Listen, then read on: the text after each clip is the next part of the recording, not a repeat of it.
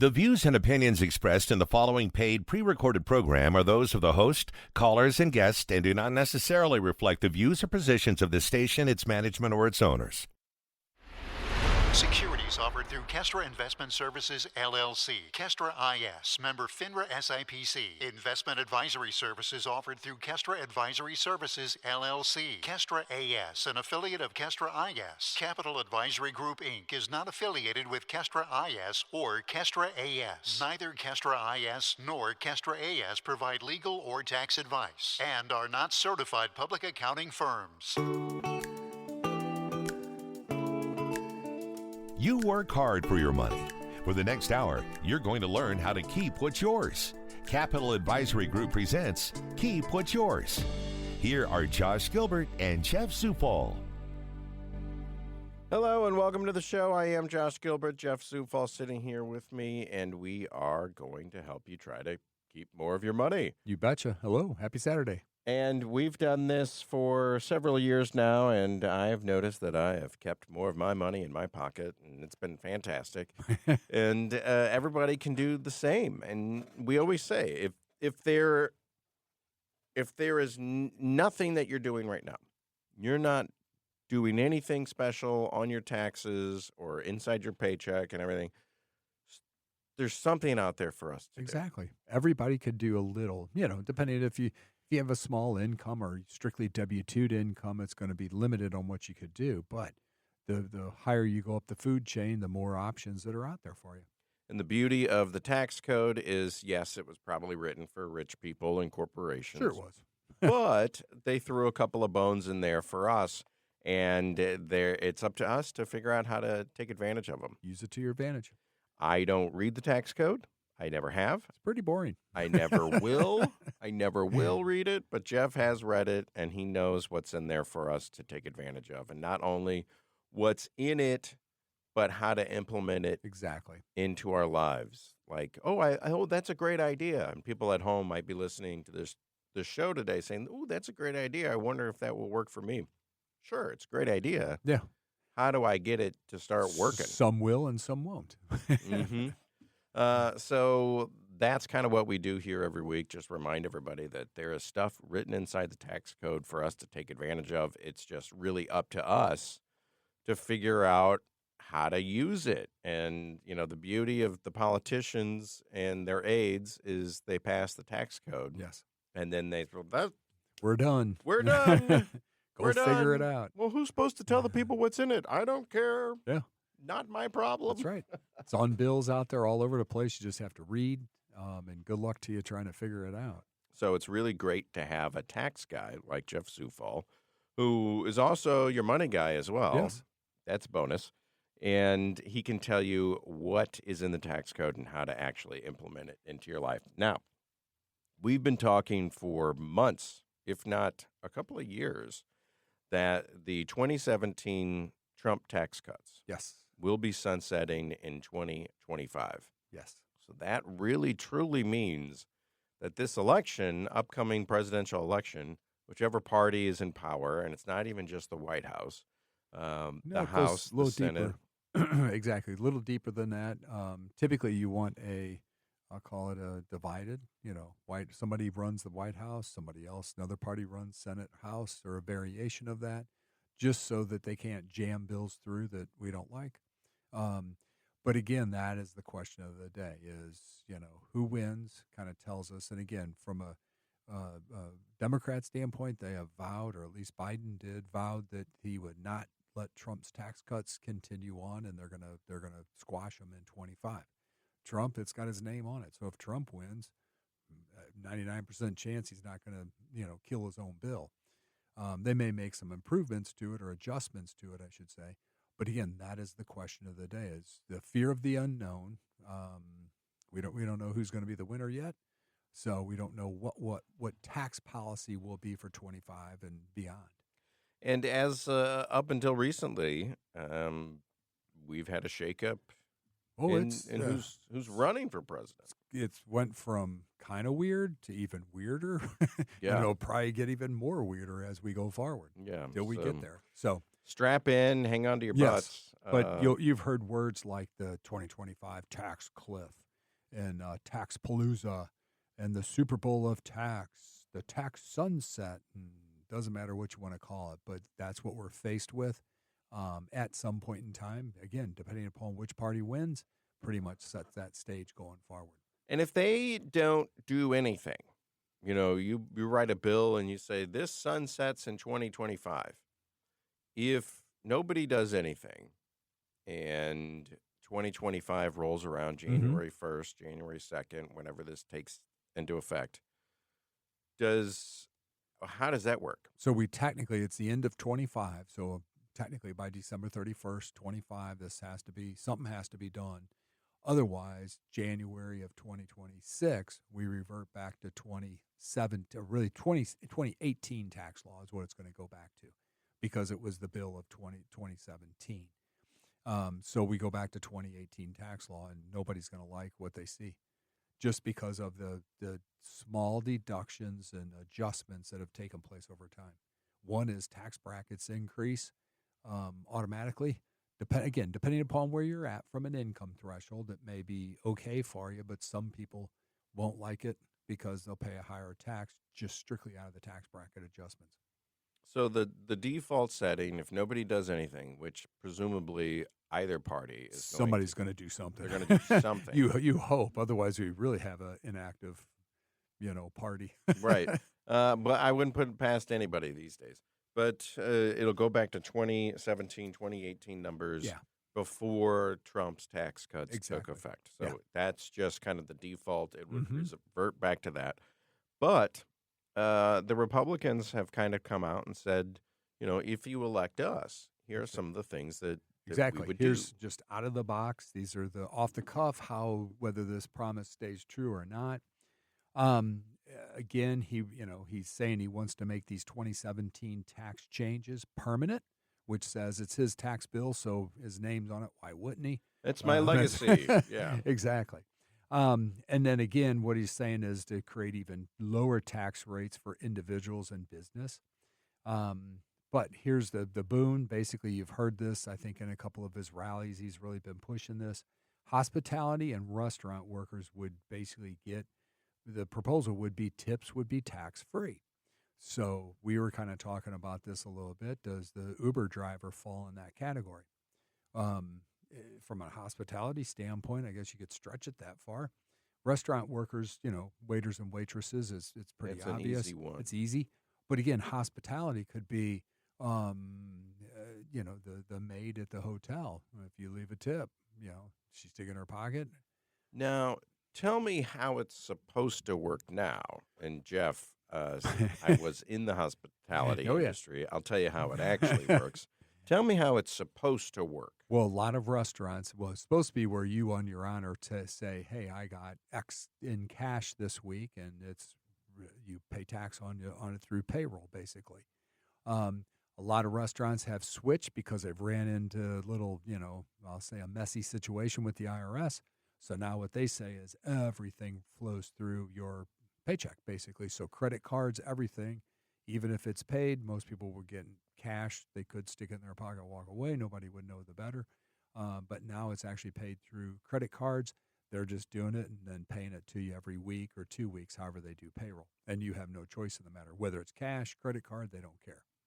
So back in the day, if somebody was a waiter or a waitress and they said, they had $100 in their pocket. Yeah. They said, "Oh, I only made $15." $15, and that's what they reported, and they underreported their income. Will the IRS come after that person, or do they come after the restaurant? So it started. This started a while back. We've seen a bunch of them where they went after the restaurant more or less and said, "Hey, you underreported your tips." The restaurants, and I won't say what industry it really was, turned around and said, "Oh no, we told these guys they had to do that," and they threw the employees under the bus. But this is 3-4 years after you've worked there, and you didn't keep your W-2s, you didn't keep your paycheck stubs, and you couldn't prove it. You're stuck paying the bill. Then the IRS comes after you as an individual and says, "Oh yeah, by the way, you owe us $3,000 in taxes because you didn't pay what your employer said you were supposed to." So that's what we're seeing here recently. And now with credit cards being the method of payment Predominantly, yeah. predominantly for just about everything, it's harder To hide it because Yeah. You're starting to see and you're starting to see a lot of advertisement on cash only. Like, oh, if you pay us cash, we'll give you a discount. So again, I would think you're flying a giant flag out there to the IRS saying, hey, I deal in cash, because not many people deal in cash is the problem. Especially if you're a contractor. Well, I was going to say my contractor always asks for cash. Yeah. Is that? Yeah. So that's the question of the day. As long as they're reporting it, it's okay. But how they're moving it through the banking system is a whole nother ballgame. But that's one of the big things out there is they're saying that, they should get a reprieve on that, not pay any taxes on that money. But then the question is, let's say that really does become a law. Everybody and their brother says, hey, I'm in the hospitality industry. And that's a tip. It's not income, it's a tip. And you play that game as you go. So there'll be some policing of this as we go forward. I mean, part of me says this is a good idea. Part of me says it's not a good idea. But as a tax professional, and you've been doing this for 40-something years, yeah, tips is income. It's income. I mean, you told me if I found $5 on the ground, hypothetically, it's and income put it in my to you. pocket, You're supposed to report it. I don't know where you put it on a tax return, but right. And you've told us that people dealing in the illegal, yes, have been popped. After they get them for dealing drugs or something of that effect, and it's not that they're in trouble for the drug side of it. They get them for tax fraud for not reporting income. Al Capone, exactly, to a T. So the whole thing has been everything is income. Exactly. That's their status or their tips illegal, found on the ground. You got to count it. Yes. How do you feel as a tax professional that tips might not be considered part of your income and tips are tax-free? I think that it's going to get a slippery slope, and then everybody's going to be, hey, that's tip income. That's not income. I'll start saying that my boss pays me in tips. In tips, exactly. And then you go, that's a gray area because there's no, you got to go use a little common sense. It's the IRS, so again, common sense isn't there. But you'd have to use common sense under that. But I can see that people taking advantage of it, saying, here's the rule, and it's new, and hey, here's the loophole, and here's how I get around it. And again, you don't want to play that game because you don't want to be on the side of the IRS that they decide one day, hey, all these people that are doing it, nope, that's illegal, and they come chasing after you. And people don't like getting IRS letters. Right. So it sounds great to try to woo the waiters and the waitresses and the Uber drivers and the baristas. But at the end of the day, I just don't see it because everybody's going to be, hey, I got paid 100% in tips, and then you get into these weird variations of the law that they have to put in place to enforce it. And then it gets just stupid. It sounds really messy. Yeah. Very. It sounds great. Sounds great, but then it also sounds boots on the ground. Sounds kind of messy. Yeah. So we'll see what happens. Here's the other one that you go, all right, hard to interpret, but using tax incentives and credits to help promote home ownership. And you go, okay, lower the interest rates. That fixes it right there. Right. Yeah. That's a whole nother economic debate, but again, back in Clinton's day, that was their mantra, was more people, I think they wanted 60% of America to own a home. And in 2008, you kind of figured out that maybe some people shouldn't own a home, period. So, again, that's questionable right there. But when you get to the deep dive is business taxes. He supports dropping the 21% corporate rate to 20% or maybe even lower. And you go, okay.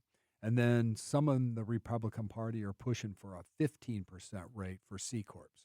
So here's the gigantic shift that would take place is an S Corp hypothetically doesn't pay tax, okay, because it's a pass-through. A C Corp typically is double taxation, which means you got to earn the money, you're going to pay payroll tax, and then if the company is profitable, the C Corp pays tax. So most people shifted to an S Corp, and it's easier. It's a pass-through. S Corps hypothetically never pay tax. So, but if I have the ability to shift and go to a C corp and pay 15% max when I'm at a 24% personal tax bracket, Yeah. why wouldn't I do that in a heartbeat and let the C corp make all the money in the world? So again, it goes against the grain of where we are today. And again, you'll see this gigantic seismic shift where everybody like, hey, I'm a partnership, or I'm an S corp, I'm gonna go be a C corp and pay the 15% or lower tax. So we'll see how that develops. And then basically there's a whole bunch of other little stuff that they're tossing out there, but those are the couple of really big ones. A 10% across the board tariff on imported goods. And you go, okay, I don't know. That's 10% tariff on anything imported to the U.S. Does that just mean as a consumer we pay 12% more for that product? Right. Yeah. Who pays the cost? Yeah. Well, hypothetically, they're saying that importer or exporter to us pays that 10%, but as a consumer in game, once it hits the shelf. Once it hits the shelf, they're just going to add it right to it, and you're going to pay it. So I'm not quite sure I'm hip on these. The ability to promote home ownership. And what is currently in place when it comes to home ownership or first-time home buyers? So you got like the 5% down, no money down VA. So there's a whole series of these different things to promote. But the biggest one would be, at the end of the day, from like in the past, prior to 17, you were able to itemize your deductions, which means you take, right now you just get a standard deduction, single, married, filing jointly, head of household, so on and so forth. In the past, you could actually go in there and say it's called SALT, which is state and local taxes. So back in the day when Trump did this flip-flop and he took it away, which means you were able to deduct your state taxes you paid. Which is 5% Missouri. Exactly. Any local taxes, so if you live in the city, you got to pay the extra 1%, so on and so forth. You were able to pile that all together. Your real estate tax, your mortgage interest, and all that was tossed together. The real estate tax was in there. Yeah. And so now the problem, so what went wrong on the real estate tax that you were paying is Midwest, we were somewhat insulated by this, again, to a degree. But what he did was he capped all that stuff at $10,000. End of story. So if you pay, let's say that you have a huge house and you pay $7,000 in real estate taxes a year, and then you have your state tax and your local tax, you're way over 10 grand, but you get capped at 10,000 only. So what it says is you can't itemize anymore. Okay. And they took that away 2017. It's been out there just doing its thing ever since. So the Democrats came in and said, oh, that's all a political thing. But then once they took office, everybody said, well, hey, you're going to repeal it? And they kind of went, oh, no, it's a revenue generator. Right, yeah, okay. And they kept it. So it's been in both parties. So you go, wait, But what it does do is you're like East Coast, West Coast. Because if I have a really expensive house, exactly, I'm paying a lot. A lot. So East Coast, West Coast, because they're in the same rules we are. You got a house in L.A., you might be spending $25,000 a year for your real estate taxes for a run-of-the-mill house. They only get $10,000. That's it. So they tried coming up, I say they as East Coast, West Coast, they came up with making charitable deductions to the tax office, all kinds of weird stuff. IRS came out and said, no, you can't do that.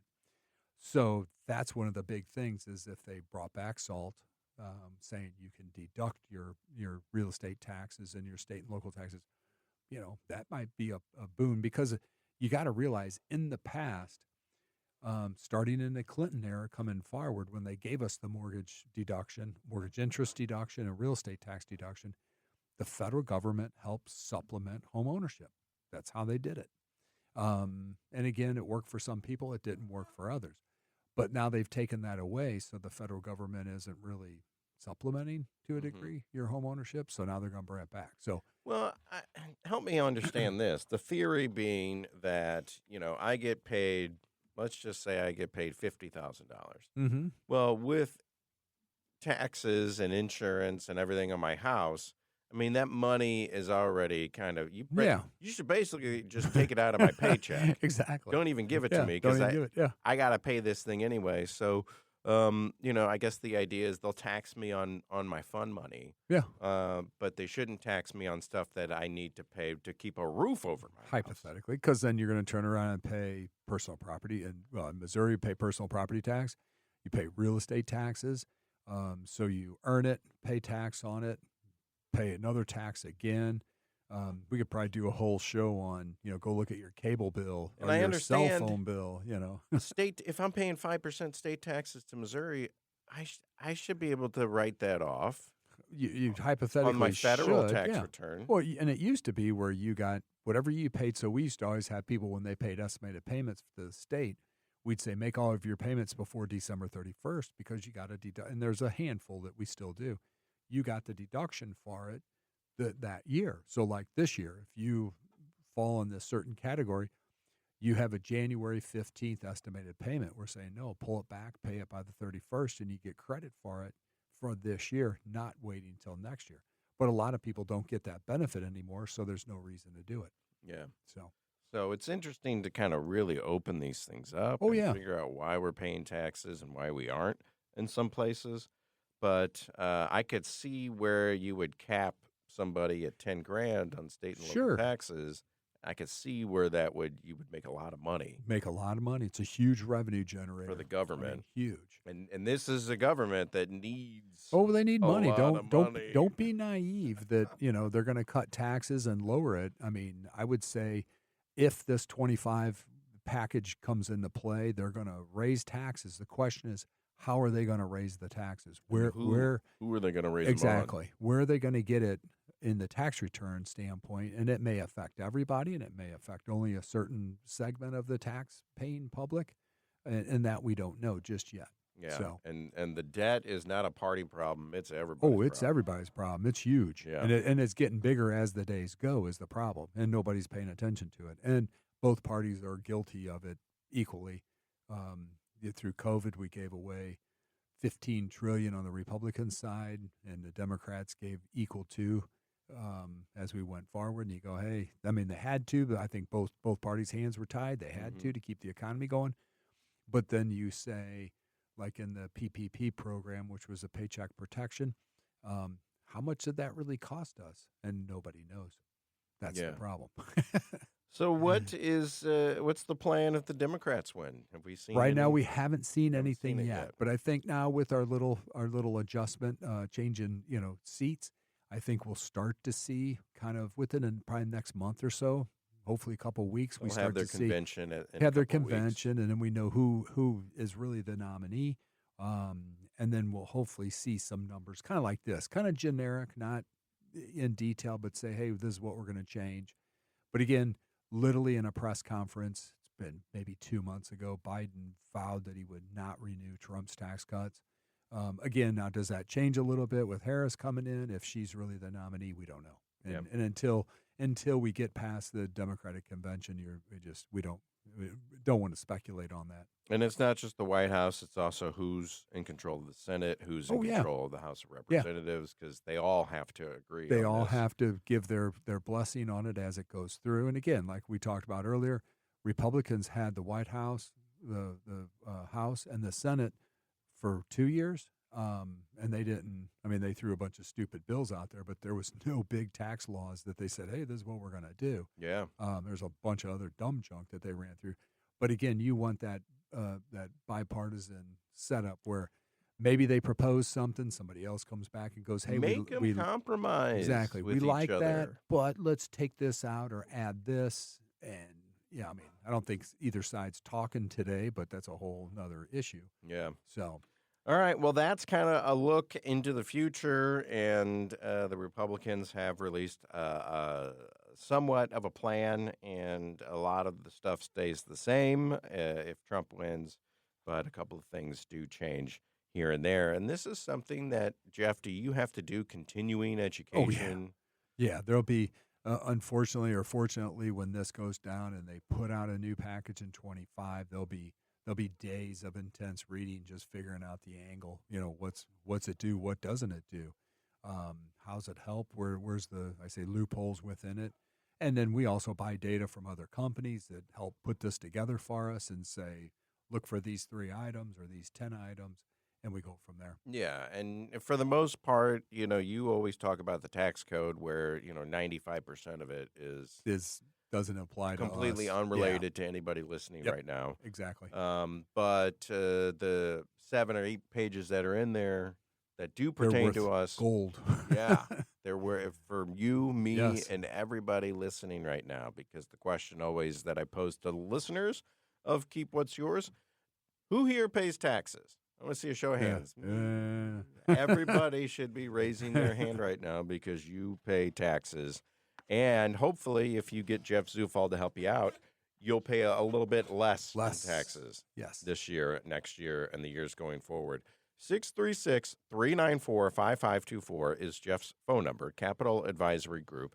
CapitalAdvisoryGrp.com is the website to go to. Jeff is the senior tax strategist and wealth advisor with Capital Advisory Group. He helps me out. He helps out Heidi. He can help out you as well. 636-394-5524. Give him a call now. We'll go to commercial break, and when we come back, a couple of other tax stuff in here. And who pays the most taxes? Who actually is putting the money in the coffers? Is it the top 1%, the top 50%? We'll find out after this. It's Keep What's Yours with Jeff Zufall on the Big 550 KTRS. Keep What's Yours continues with Josh Gilbert and Jeff Zufall. All right, back on the show, and we talked about what might happen in 2025 depending on who wins the presidency. That is still up in the air, and we'll be covering this and following along and watching to see. Trump tax cuts, they sunset. But what else, through you pass a tax code and you say this will sunset in 2025. This is our tax code for the next 7 years. Mm-hmm. They can come in and still add. Oh, they add and subtract all kinds of stuff. All the time. Yes. What's kind of hanging out there right now that we might want to look at or know that this could pass any day now? Probably won't, just because they're nobody saying wants to agree with anything. Yeah, they're saying that they probably won't, but this does to business owners. This would be the first one. Is an S corp. So the difference between an S corp and a C corp is an S corp has a pass through of the gains in a sense. Where a corporation, you pay that flat. What they're saying, 21% as we sit. So they're saying to make it easier for an S corp to make that declaration. Now you got to fill a form out, and if you're late, basically if you're past March 15th, you got to give an explanation on why you're late filing, which literally is I filled the form out late. Kind of funny, but that's the IRS. Now what they're saying is basically a click box. So when you do your tax return, you go, hey, I want to be an S corp, and you're an S corp. Boom, done. So that is phenomenal because you could do a calculation at the end of the year and go, hey, you'd be better off being an S corp and become an S corp. Oh, click. So boom, done. Whereas now there's a little bit of thought process into it, and there are some circumstances from a C corp to an S corp that could cause you taxation, but I'll say the bulk of it you really don't have to worry about. So that's one that's out there. And then here's the one that we talked about this 2 or 3 years ago, and they just keep kicking it out, not doing anything. When you make estimated payments, the estimated payments, and everybody's got to understand this, are April 15th, June 15th, September 15th, and January 15th. And so April 15th is the end of a calendar quarter. So you could go, January, February, March, here's my income, here's my expenses, do a calculation and go, hey, I owe X. The problem is the June 15th is not the end of a quarter. So you're guessing if you're doing this on a regular basis. Same with September, and then January is the end of the quarter. So what they're talking about is basically pushing these to where you'd run a April 15th, a July 15th, an October 15th, and a January 15th. So it's 15 days past the end of each quarter. Mm-hmm. I mean, rationally, that common sense says that's a better way to do it. So we're waiting to see. It's actually been brought back again. We'll see if they make any adjustments to it. But the latter part, which is April, July, October, and January, makes way more sense. You could do a quarter and say, I lost money. I don't really owe anything. Don't pay anything. You go, hey, I just did my quarter. I made a ton of money. I got to pay. So that's kind of where you're going. That's more self-employed people. That's interesting. That's two things that you just mentioned that would make these processes easier Way easier. and more obvious. Obvious, more efficient. I mean, it's pretty easy to go, hey, I made X in this quarter. I mean, now technically, if somebody makes I say make their money in the fourth quarter, I got to go through a tax process in the software to prove, not to prove it to the software, but to say, hey, all the money was made in the fourth quarter. I don't know previous estimated payments until January 15th. And it's just a stupid way you got to get there. And then basically here, this one will make you laugh if you really think it through. Treating online payments and filings as timely if submitted on the due date. And you go, what? I'll say it again. Treating online payments and filing as timely if submitted on the due date. So the due date's the 15th. I pay it online on the 15th. Yeah. And previously, that's not counted. I guess when they finally get finally get around to it, then they're like, oh, yeah, it's a timely payment. And we suggest or advise if you can pay it online, and there's a couple different places to go to pay it. If you pay it by credit card, they're going to get you. You're going to pay the $375 on whatever it is. So if it's a chunk of change, yeah, write a check. I get it. Don't pay the $375. Oh, they'll ding you a percentage. Oh, as the consumer, you pay whatever they're paying for credit card service fees, which are typically 3.5 or 3.75. So if you got a $10,000 tax bill and you put it on your MasterCard, they're going to hit you the 3.75 on top of that. You know, it never made sense to me. The size of the transaction doesn't matter. It's just the transaction as a transaction, I would assume. Right. So why would they charge a percentage rather than just a flat fee? $3 every time. State of Missouri, if you make a tax payment online, it could be $5, it could be $50,000. It's 50 cents to make the payment. So, okay, I get that. I mean, they have a fee in it that makes total sense for the state of Missouri. But then the IRS says, oh, no, we want 3.75 on total transactions. Percent. So there is a way with the IRS that you could go and have it, but the only way to pay it is directly from like an ACH from your bank account. Straight shot in, and they don't charge anything for them. So, but that's what they're saying. So we're suggesting that people make your payments online. It's way more faster. You get a confirmation number when you're done. The problem is like what we ran into, and I see what they're saying is tax return, typically chauvinistic, males first, females second. And then basically what takes place is 90% of the time the wife is paying the bills. She pays it. It says, what's your Social Security number? She types her Social Security number, clicks it, pays it. It's done. She has a receipt. And a month later, they come back and go, you never paid your taxes. And you got to go, because the money's out there. Money's already gone out of your bank account. It just hasn't been tied in. Never tied it back to the primary taxpayer's Social Security number. So it's like, come on. So that's the weirdness. But I think you laugh when you say that, it'd be timely payment. Because then we have to go back and fight them and say, it was paid online. It was paid 2 days before the due date. How could it be late? Here's our receipt. You just couldn't find it. Right. Yeah. So it's not up to me for you to find it. To babysit you and say, hey, this was paid. We already paid it. So those are a couple of those things that are in there, and these are all bipartisan bills that are out there.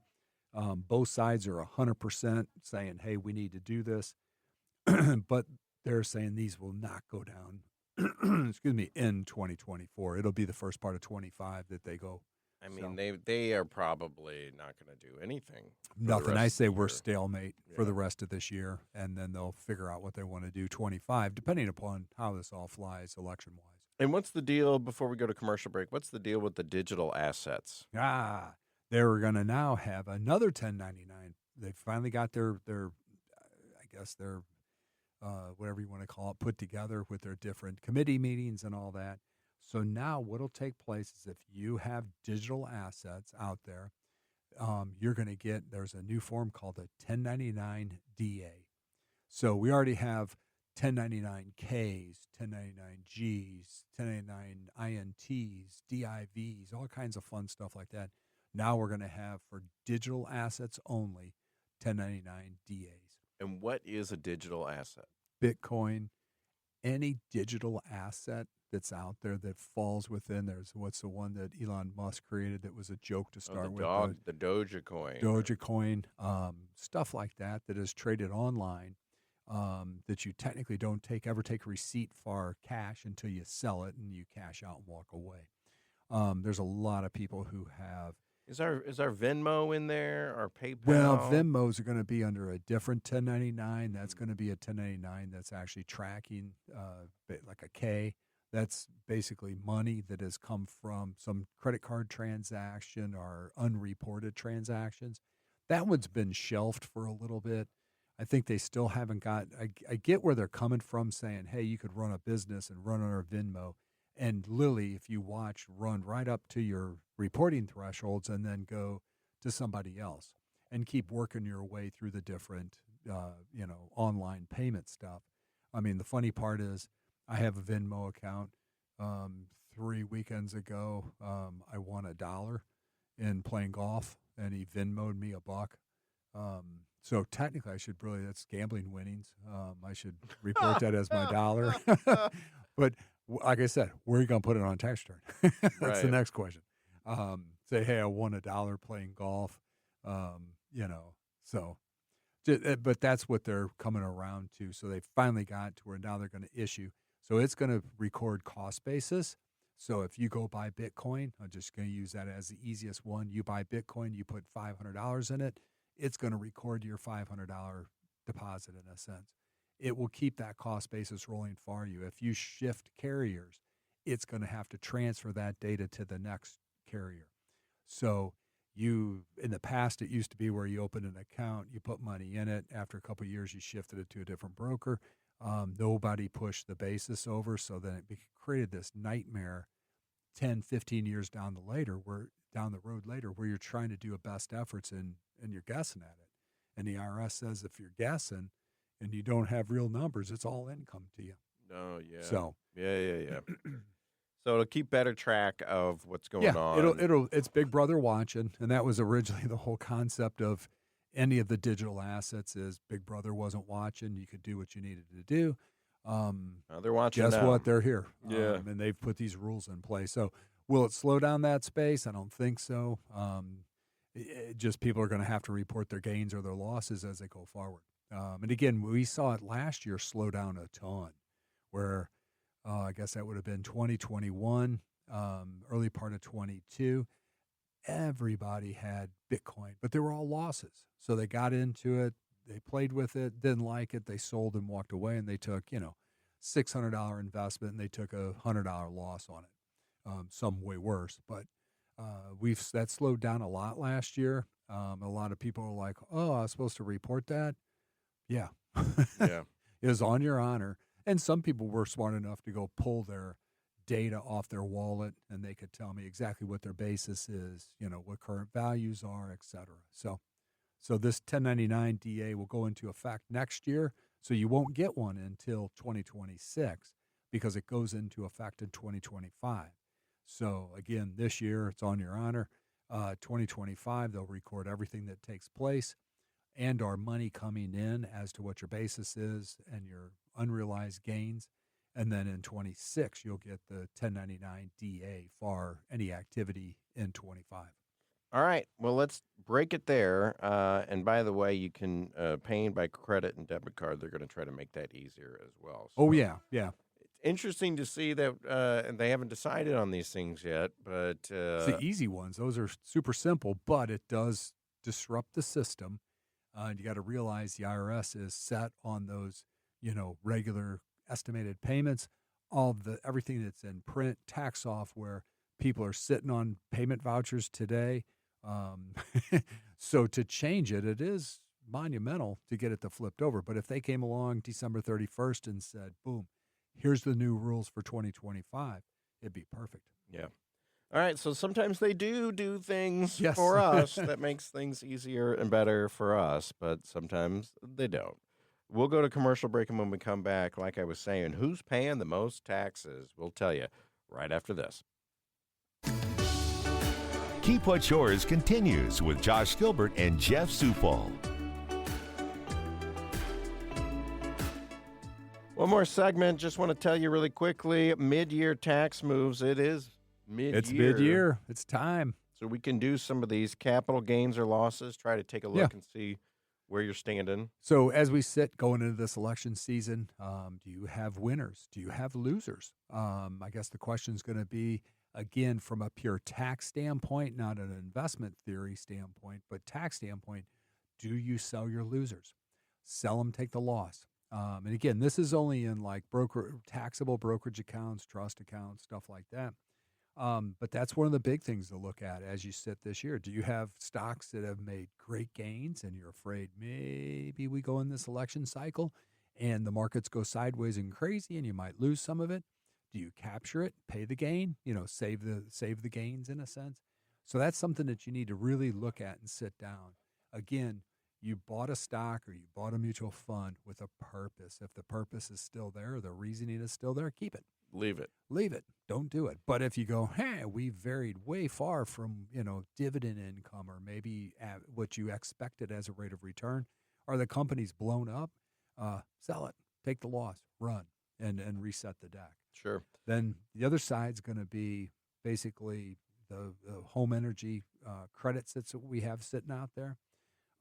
So they have the energy efficient home improvement credit.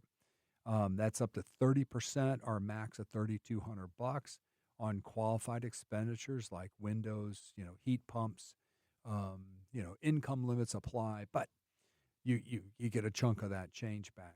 And then you have the residential clean energy credit. And again, it's 30% of the cost of qualified property, solar panels, water heaters, has no annual dollar cap. So it income-wise is irrelevant. You'd get a piece of that action. So, again, you need good record keeping for this. So not to say that we critique everything that comes in the door, but we kind of do critique it.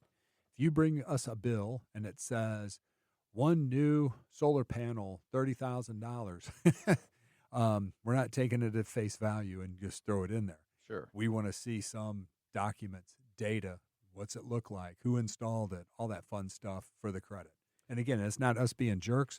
We're saving both of us, which means if we put it down, turns out that, hey, it wasn't really realistic, we're in trouble along with you. Yep.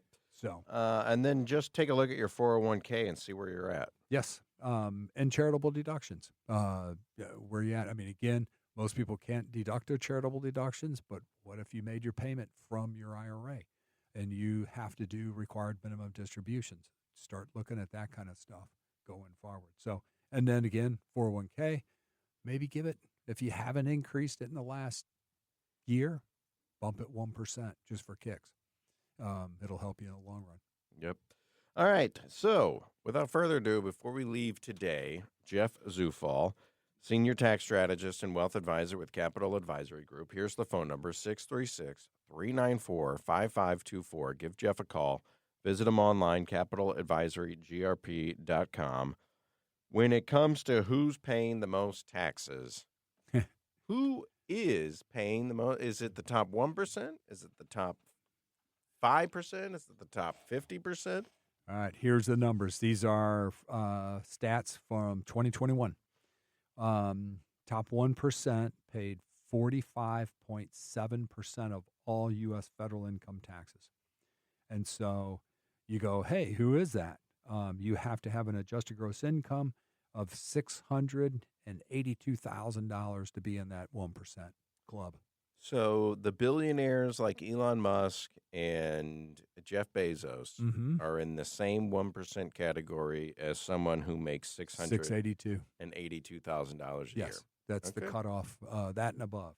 And though all those people, they paid 45%. 45.7% of all taxes out there, which is some insane, gazillion trillion dollars that's out there. Mm-hmm. The top 5% paid 65.6% of all taxes. Okay. And then this was, you have to have an adjusted gross income higher than $252,000. Mm-hmm. So adjusted gross income higher than $252,000, you're in the top 5% of America. Top 10% paid 75.8% of all taxes. And get this, top 10% is $169,800. And with a dual income family, You typically hit that mark pretty close every year. that's pretty doable. Yep. Very. So as for a lot of us, we're in the top 10%. we're in the top 10%. We're paying 75% of taxes. Yep. And then the funny part is here's the bottom 50. So the bottom 50% of filers paid, drum roll please, 2.34% of all federal income taxes out there. So again, you say, hey, and some of these numbers, they are given an asterisk on this. It's skewed just a tiny bit because of COVID-21. COVID was still out there. So there may be some credits, tax credits that a lower income person got that nobody else got, like an earned income credit and so on and so forth. But the bottom 50%, they're not really making that much. No, that's what I mean. They're the taxes that we get from them. 46.6 is what their number is, are below. So that's the bottom 50% of that scenario. So that kind of gives you a range, but middle America falls in that top 10%. 169 is doable. There's very few people that hit that 682,000. There's a handful, but not many people hit that mark, from a true income standpoint. Interesting. It's very interesting to see these numbers when they get down on paper. Who's actually making what? Who makes what and who pays what? If you were told me that me and my wife are in the top 10%, I'd laugh at you. Exactly. But you are. Yeah. Well, why don't you come over and see my bank account and see how doesn't mean that you're driving a Maserati by no means. Right. Well, that's Jeff Zufall, Senior Tax Strategist and Wealth Advisor with Capital Advisory Group. 636-394-5524. Give him a call today. He can help you out. He helps me out. I'm saving money. I'm keeping more of what's mine. Let him take a look at your stuff, and he can help you keep some of your money as well. Thank you so much, Jeff. Thank you. We'll see you next week. You bet. You've been listening to Keep What's Yours with Josh Gilbert and Jeff Zufall, Senior Tax Strategist and Wealth Manager at Capital Advisory Group. To learn more, call 636-394-5524 or visit CapitalAdvisoryGrp.com.